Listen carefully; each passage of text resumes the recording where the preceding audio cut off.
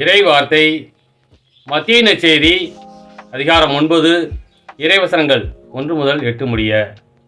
அக்காலத்தில் இயேசு படகேறி மறுகரைக்கு சென்று தம் சொந்த நகரை அடைந்தார். அப்பொழுது சிலர் முடக்குவாதமுற்ற ஒருவரை கட்டிலில் கிடத்தி அவரிடம் கொண்டு வந்தனர். இயேசு அவருடைய நம்பிக்கையை கண்டு முடக்குவாதமுற்றவரிடம், மகனே, துணிவோடிரு, உம் பாவங்கள் மன்னிக்கப்பட்டன என்றார். அப்பொழுது மறைநூல் அறிஞர்கள் சிலர், இவன் கடவுளை பழிக்கிறான் என்று தமக்குள் சொல்லிக் கொண்டார்கள். அவருடைய சிந்தனைகளை இயேசு அறிந்து அவர்களை நோக்கி, உங்கள் உள்ளங்களில் நீங்கள் தீயென சிந்திப்பதேன்? உன் பாவங்கள் மன்னிக்கப்பட்டன என்பதா, எழுந்து நட என்பதா? எது எளிது?